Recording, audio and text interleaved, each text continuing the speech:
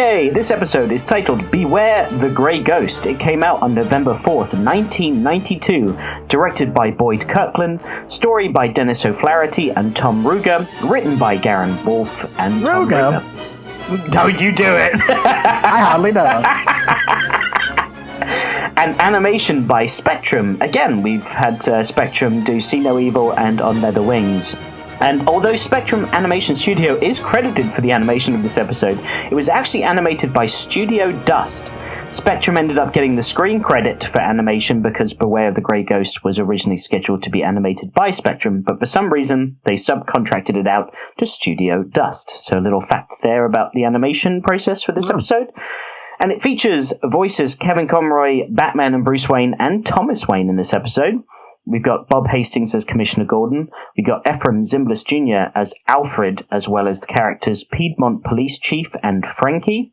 We've got Marie Devon, or Mary Devon. It's spelled M-A-R-I. I always say Marie, but it might be Mary, M-A-R-I, now I think about it. Or Marie?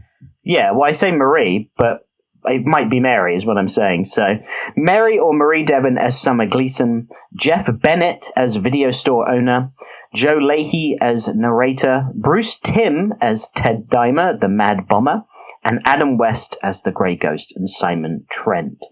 Honorable mentions here, Dennis O'Flaherty, who co-conceived the story for this episode, also wrote episodes for Teenage Mutant Ninja Turtles, Biker Mice from Mars, Street Sharks, and Extreme Dinosaurs. All of the mutagen people creatures. Tom Ruger also co-conceived and co-wrote this episode. He wrote episodes of He-Man, Freakazoid, Pinky and the Brain, and Batman Beyond, and he is also one of the head producers and story editors of Batman the Animated Series, as well as the co-creator and head producer of Animaniacs. So that's pretty cool. Garen Wolfe, who co-wrote this episode, has been mentioned on this podcast previously as he wrote the episode It's Never Too Late, and his creds were listed on that episode review. Now, some actor creds. We've got actor John Leahy, who's the narrator of this episode. He's also known for voicing Razorclaw in Transformers, plus he is the show narrator for Teen Titans Go, Freakazoid, and Animaniacs, so that must be a tie to Tom Ruger there with the narrator for The Grey Ghost. We got actor Jeff Bennett, who is the video store owner in this episode. He's also known for voicing Hardak, the computer, and Jack Ryder, the creeper, in future episodes of Batman the Animated Series, as well as Eddie in Friday the 13th, number 7. He's also Horace, the IQ Boothroyd in James Bond Jr., as well as Knick-Knack, Scumlord, and Objob in that show. He is the dad in Dexter's Lab. Oh, okay. Well, that's the role I know. And, well, here's the iconic role of Jeff Bennett. He is also the voice of Johnny Bravo. Oh, okay. So, that's Dexter's dad is more iconic to me personally. Really? Oh, I never knew that. Yeah. So, listening This is where I put my trophy, if I had one. Oh, is that the right one? No, that's Fairly Odd Parents. No. I'm thinking of Dad's trophy written on that mum's arse in Dexter, which was such an adult. Oh my god, I didn't even know that. That's hilarious. I've forgotten all about that. He's like the typical dad. He's just like completely oblivious to what's going on, right, in that show. But yeah, hearing Johnny Bravo and then thinking about the voice in Dexter's Lab and then watching him as the video store owner, very different voice range. So he's very good at doing different voices. Then, of course, we've got Bruce Timm as Ted Dimer, the Mad Bomber. We all know who Bruce Timm is, so no need to mention creds there. And if you don't know who Bruce Timm is, then how are you even listening to this podcast? No judging. This could be someone's first time listening. Maybe. The art designer of the show. And the co-creator, yeah. And the co-creator, so there you go. You never know. It could be someone's first one. You don't want to gatekeep on it. It's not a good look. That's true. And then finally, we've got... If you don't know who Bruce Timm is, why do you even listen to this podcast? All right. I've heard you be plenty mean to listeners before. Yeah, but I'm an awful person. Oh, yeah, you are an awful person. I forgot. And then finally, we've got Adam West as the Grey Ghost. Another we probably don't need to mention, but just in case, he played Batman in the famous 1966 live-action. If you don't know that, Adam West in 1966. And obviously being Batman in the TV series is the reason he was asked to portray the Grey Ghost in this episode. Okay, some fun facts out of my utility belt here. We've got Alan Burnett, who was our recent guest on the last episode. I reached out because he was credited as the story editor on this episode, so I thought, I'll ask him if he's got any facts. And he came back with, I may be credited as story editor, but once Tom handed in something, it was as good as gold. I do believe I suggested the toy plane bombs. Toy plane bombs? I think he meant the toy car bombs, sorry. Mm-hmm. But that was an element in the old George Reeves Superman series, and to me, the Grey Ghost was Bruce Wayne's The Adventures of Superman with George Reeves. So that's kind of cool as well. That makes a lot of sense. Yes, I remember the flying little robotic planes that Superman fought in that show. Is that like episode 1 or something like that? It might be, yeah. So that might be what. Yeah. So the toy plane bombs became the toy car bombs. That's probably the connection there. He also said, we went after Adam West after the show was written, hoping against hope we could get him. You can bet many people came in to the recording studio that day when he was there. So that's cool. I bet that was a lot of fun, especially because that's their Batman, right? Like all the producers and writers, that's who they... They're like, oh no, it's this busy all the time. There's so many people working. And we have to shake everyone's hand, get an autograph picture. It's how it works.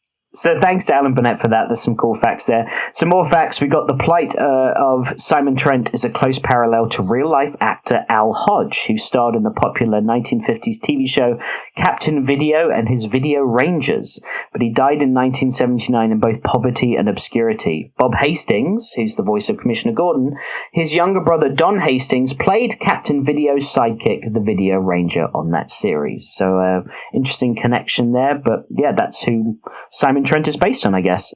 When Simon Trent opens his closet to retrieve a reel of an episode of The Grey Ghost, one of the tapes is labeled Dr. Death. The character Dr. Death was the first ever reoccurring villain in the Batman comics. Another episode is titled Terror in the Sky, which went on to become a Man-Bat episode. There's also another episode titled Grey Ghost Returns, an obvious reference to the comic book The Dark Knight Returns. So that's cool that they did that.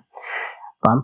At the end of the episode, a picture of Matt Hagen can be seen advertising him as the Man of a Million Faces. Matt Hagen will go on to become Clayface in later episodes, so they're already planting a little fun seed, building the universe there of having Matt Hagen be an actor, and you can see him being advertised there.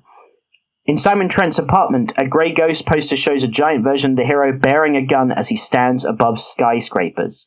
This is an homage to the Shadow comic, titled Shadow Millions, which has a similar image, and of course the Shadow was an inspiring character for Bob Kane and Bill Finger when creating Batman. Yeah.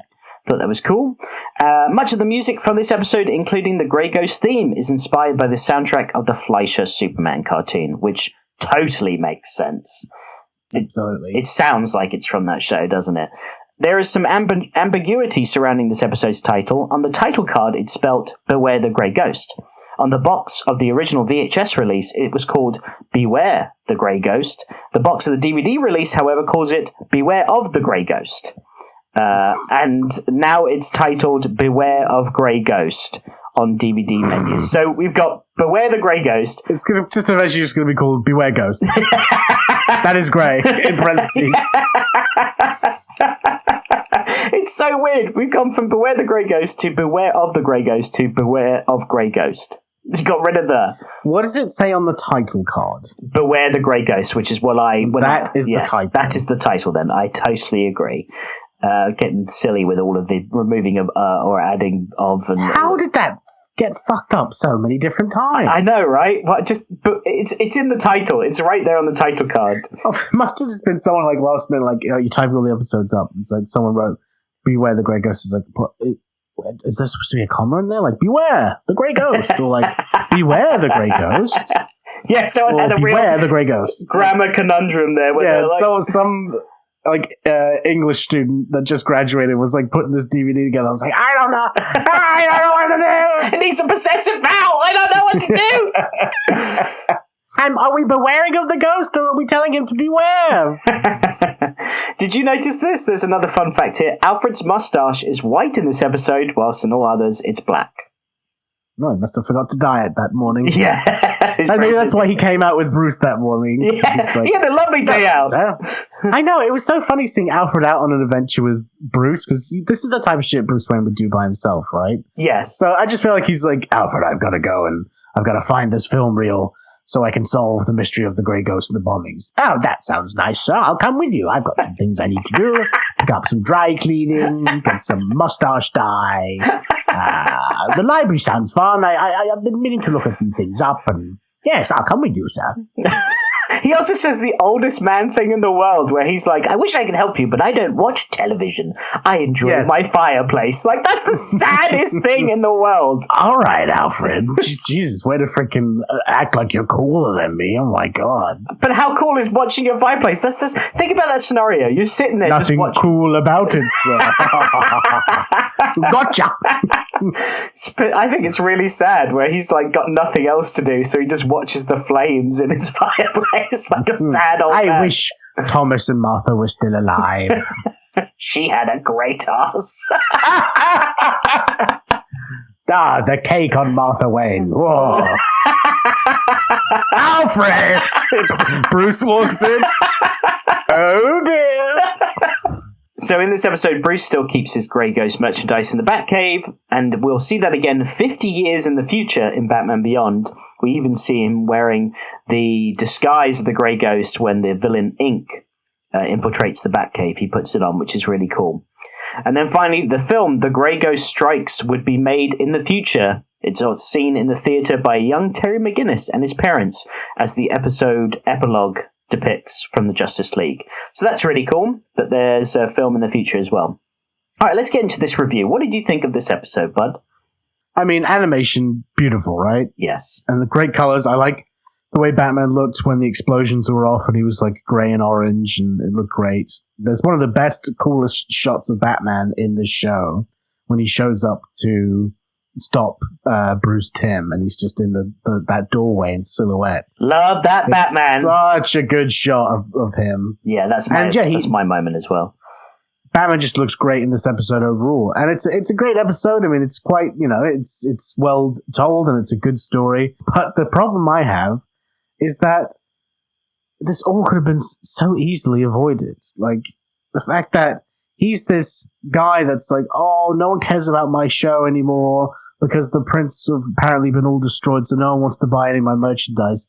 Except I own all the prints to the fucking show. Thank you. And I'm keeping them in my wardrobe. When all you had to do was release them, people go, oh my God, I love this show. They get back into it. Kids that are now collectors will go, I'll buy the Grey Ghost outfit and I'll give you like $10,000 to $20,000 for it. Oh, look, now you've got yourself like rent for the next. Hell, I know a years. billionaire in Gotham City who would pay a very handsome price for all of those fucking film reels. Yeah, he could have made bank. It's the only copies that exist. He has. Which he does in the end, which is just so like, come on, mate. Like, I know. You really fucked that one up, didn't you? Like, put two and two together. Yeah. Plus, he also, like, destroys his collection at one point, and then he goes and tries to sell remnants of it. And I'm like, buddy, if you didn't destroy some of it, you probably could have made a little bit extra. I know he wasn't making loads. Did you see him lift up the cabinet, like, and actually pick it up and it was able to chuck it? I was like, how old is this strong man? Like, Jesus. That's Harrison Ford right there, baby. That's true, yeah. If Harrison Ford did that, I'd be like, yeah, I can see that. Got some old beef in him. Yeah. So what did you think of the character, the Grey Ghost, in this episode? Great, yeah. I like that he says, like, I thought that Batman was a bit harsh when he said to him, like, you're not like the Grey Ghost I remember. And, like, the actor was like, yeah, it was a character I played on TV. I'm an actor. I am struggling. Like, I don't make any money off of this show because it's not on television anymore. And I've got a fucking billionaire looking at me, judging me. And I'm nothing like his childhood hero. I'm sorry that you grew up with psychological issues and looked at my character as a way of life when I was literally just playing somebody on television. So don't come to me with your shit, all right?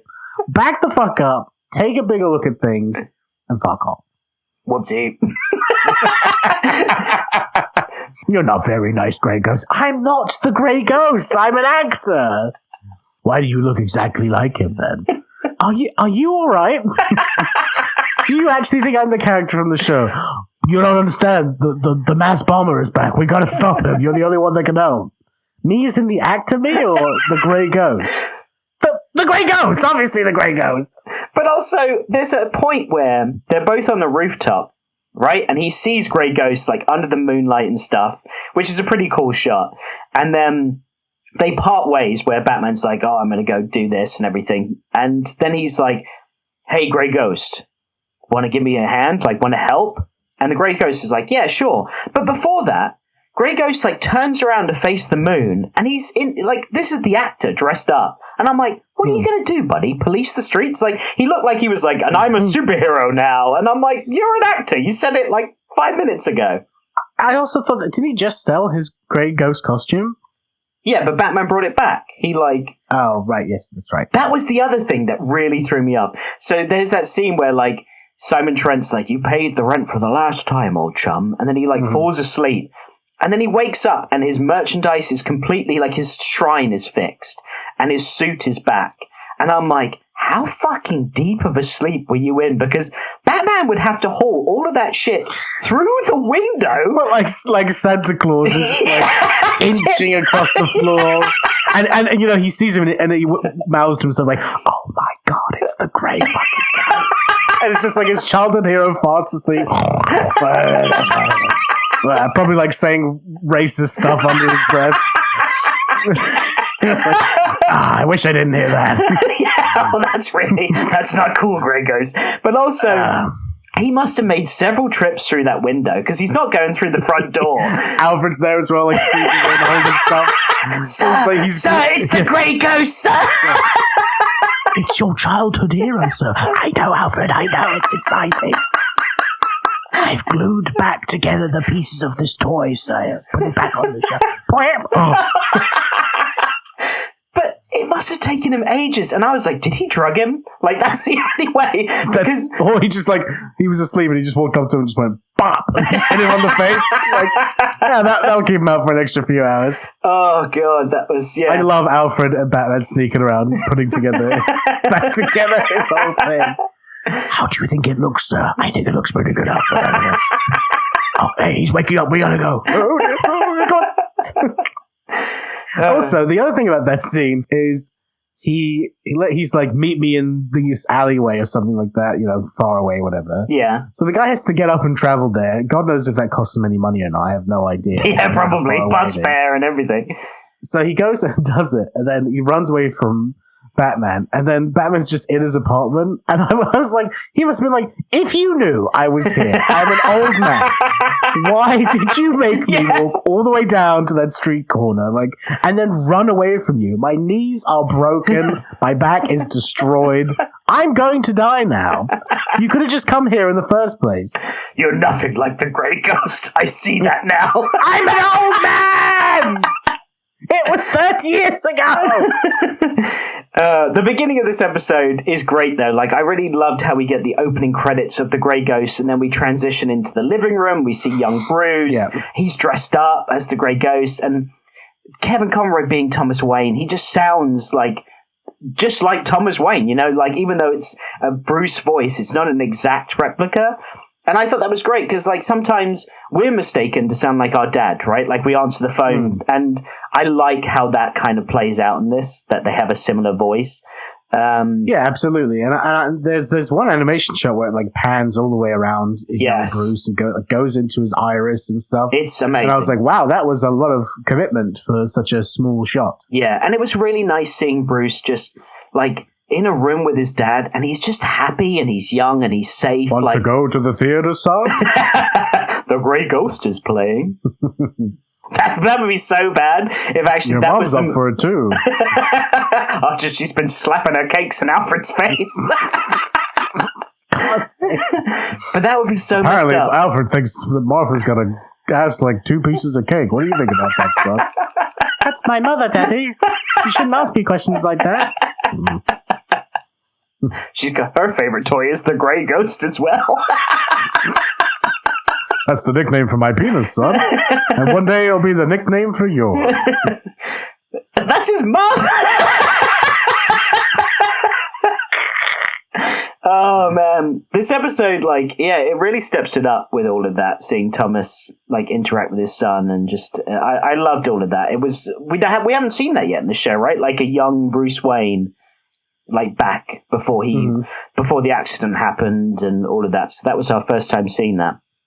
I did love Alfred discovering the dirt at the video store. It reminded me of when our family comes around to one of our houses and we think we've cleaned it from top to bottom, but they find that one spot that's dirty and then they judge you so hard for it. That's so reminded me of that situation. Yeah, absolutely. It's just, I just still love this idea of it's like we talked about in the last episode, Alfred said after the Invisible Man, he's like, I'm going to come out and help you next time, sir. I feel like that's why he came out this time. He's like, that's it, I'm coming with you this time. He's like, Alfred, honestly, I'm just going to the library, I'm looking some stuff up, it's not going to be exciting. No, I'm your sidekick now, I'm going to come with you. And the fact that Alfred being a detective out there is just swiping dust, I'd say probably 2 months without good dust. Untrustworthy folk, if you ask me. So I think I found a clue. This dust is grey. Could it have anything to do with the grey ghost? The grey dust, sir. Could be. This is him. This is the guy. Yeah, that video store clerk, he was a bit of a character because, first of all, he was drinking out of a fast food cup with 2 straws. I was like, do you need it that bad where you have 2 straws? Do you got to suck it all down? And maybe he is longing to share it with somebody. Oh, that's sad. But he's so confident. He's got every video ever made. And then he's like, just name it. And Bruce is like, the Grey Ghost. He's like, I ain't got that. And he's so disappointed. Name something else.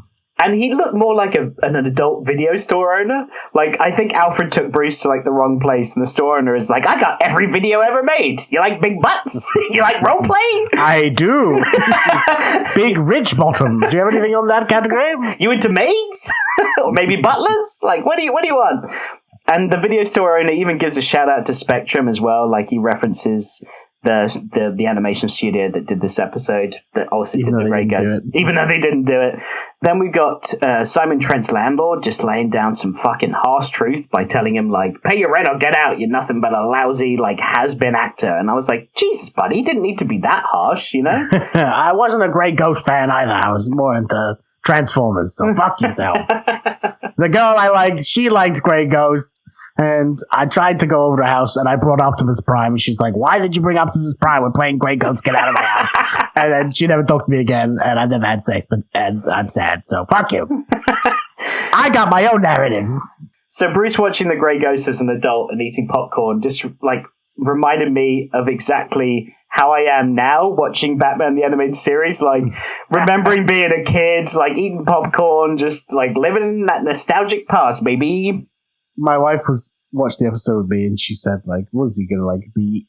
I could see Bruce sitting there eating popcorn, and Alfred came out of nowhere, popcorn, sir, and she cracked up. That's great. I know I'm trying to solve buildings blowing up, but I'm having a bit of a nostalgia kick right now.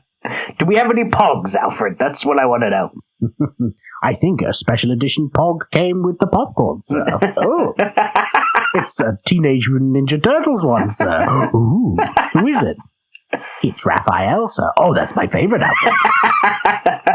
So Gordon telling his sniper to shoot the remote control car that's strapped with explosives probably wasn't the best plan because it fucking blows up and almost takes out the entire police force who's there. Why? When everyone that sees these cars gasps so hard. Did you see Batman gasp in the alleyway? He's I've never seen Batman go a gasp. I'm gonna blow up. Do you think because Batman's this is how I die?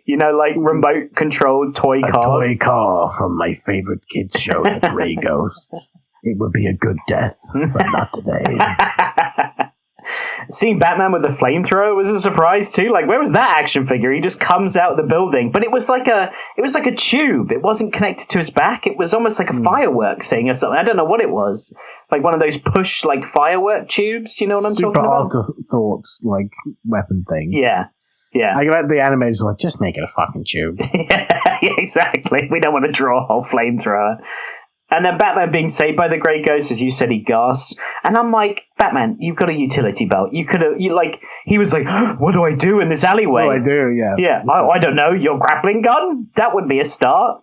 Yeah, you're right. Just, why don't I just grapple myself out of the situation? Bye. Yeah. What do you think of the Batmobile chase down the alley with the remote control cars and the shots? Yeah, it was alright. I thought it was pretty cool. Again, the Batmobile was showcased in a really cool way in this episode, I thought, and like wasn't there for just the purpose of him driving it, but like you saw the cool things it did. I thought the animation was good. I thought it was clever that it was in an alleyway as well, because then you can't just drive away from these remote controlled toy cars as easily because you're in a confined space. That's true. There's only one way you can go. Yeah. But there was so much destruction and explosions and damage from that whole car chase. Most likely people were probably killed, yet Batman just drives off and Grey Ghost is like, hey, we did it, partner! You killed so many people and caused so much save property that for damage. the rich billionaires and property owners to fix, am I right, old chum? Fuck. I'm gonna have to pay for all that, aren't I? Why are you Bruce Wayne? Maybe I'll hint at you later on. Do you like that Batman replicated the Batcave after the Grey Ghost lair? Do you like that fact? No. I don't either. It's the Batcave. Yeah. It's just for Batman. Because... What is it, the Ghost Cave? What is it? That makes no sense. It makes no sense, yeah. Unless it's his tomb, then that makes more sense. Or his grave. Yeah, maybe. But is it the Ghost Grave, and then he calls it the Batcave? Yeah, you can make it work. Maybe. I love how you're creating lore for the Grey Ghost there. Like I'm Dave Filoniing old stuff right now. I gotta make this work. The Ghost Grave, yeah, that's good enough. Yeah. Print it. Yeah, I didn't like that because he's like, it's an exact replica. And I'm like, why? Just doesn't have to be everything. Is that what he said?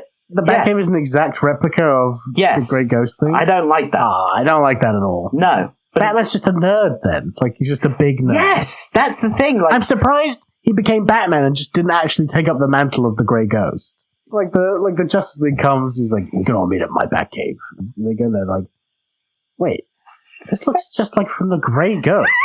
Yeah. I'm a huge fan. It's like, what? You're just a fanboy? That's who you are? Deep down? Yeah. I really want to be the Grey Ghost, but it's all like tied up in, copyright and trademarks and stuff, so I guess I just have to be Batman. I saw bats when I fell in a little hole and I got scared of them and my daddy helped me out of them and then he got shot and then I said, what should I be? And a bat smashed through the window and landed on the statue's head of my dad and I went, yes, father, I'll be a bat. But if a ghost was there, if my dad's ghost was standing there and he was grey, I would have been the Grey Ghost. I left it to fate. Do you think that's how the Grey Ghost got his name? He was visited by like a ghost? Yes, father, I shall become the Grey Ghost. Is his dad's ghost like, yes, that's what I'm telling you to do? Literally is what I mean. I'm glad you understood. When you die, you can choose the color of your spirit, and I chose grey on purpose, so you become the Grey Ghost. Go get him, son. It's funny how Batman is all endearing to the Grey Ghost one minute by telling him, like, you were my hero and I watched your show with my father. And then he immediately in the next minute thinks he's the Mad Bomber and he's like aggressively interrogating him, like, you were the only one that knew this and you were the only one with fingerprints and blah, blah, blah. And I was like, Batman, that's some really, like, wishy-washy, like, up and down shit. Alfred's like, I don't know, sir. I still think it might be the video store clerk. We have to look into it. He's charging me late fees on Big Booty Call. I returned it. I rewound it. I swear I fucking rewound that thing. I thought that the Mad Bomber's plan was pretty sad. Like, he's like, I'm going to rent in the city so I can have money to collect more toys. And I'm like, it's something like one of those little incelly nerds would fucking do anyway. Yeah, true. Like, that's another path I could have taken if I was, like, a real, like, obsessive fan. I must have Batman, the animated series toys. What did you think? Why not steal those toys instead of fucking stealing money to buy the toys? Yes, but maybe thank you. No, maybe he likes the process of going to the store and buying all maybe. Like the whole ritual behind it. Yeah, that's a good point. What did you think of Bruce Timm as this character in this one-off episode? Very self-serving, isn't it? But I still thought it was an interesting character, though. The model's great, and the voice is fun. Yeah. So I don't really mind it at all, and it fits the character well of what the character is. Yes, like just a fanboy, obsessive nerd that has gone way too far with his. And he got his just desserts. I mean, all of his stuff blew up, didn't it? Which is Yeah. he should get. He was hoisted by his own petard because his mad bombs blew up the only thing he loves, which is his toy collection, which I thought was a bit weak, to be honest. Like, it ended quite abruptly. Like, I was like going with it, like, oh, this is cool, and okay, now we got our lead, and they go to confront him, and then he just ends up accidentally blowing up his whole place, and then he's like, my toys, and then he's arrested, and I'm like, oh, that's the end of it. I guess they had to wrap it up, but I don't know, I thought it was a bit rushed. And then at the end of the episode, Simon Trent is doing a signing as the Grey Ghost after saving the city, and Bruce hints to him that he and Batman are one and the same, which I thought was really well delivered by Kevin Conroy, like very heartfelt. I thought Conroy did an amazing job as always in this episode, and I've heard and read stories about like him and Adam West in the booth and recording that day and like how great it was. But that moment is slightly ruined, however, as they cut back to the Grey Ghost, and he just has this like slack jaw smile, like he's like frozen, and then the camera just pans up and it ends. I'm like, that was weird.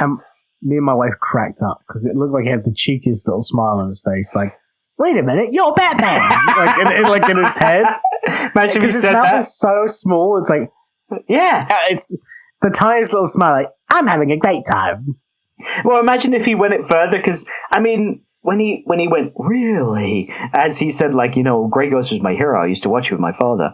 Really? Everyone, that's Batman. Yeah, he sold his Bruce videos. Wayne is Batman, everybody. He's got no alliance to Batman anymore. He sold his videos, and now he's famous again. Why not make more money? Yeah, that's Batman. Get him. And also, the Batcave is just a replica of the ghost, the Grey.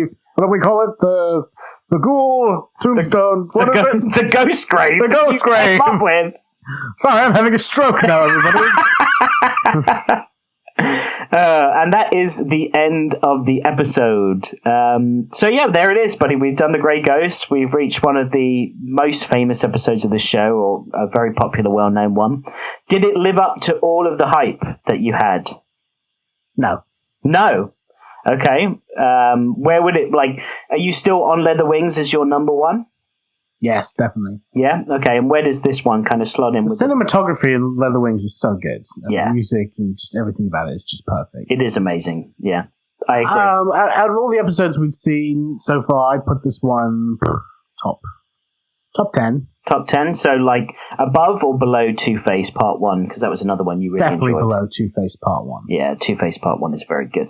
I agree. I really enjoyed this. I had a great time watching it again, but it's not, I think, with episodes to come as well, I don't think it's going to end up being in my top 10, which I thought it was going to be, but we'll have to wait and see, I guess.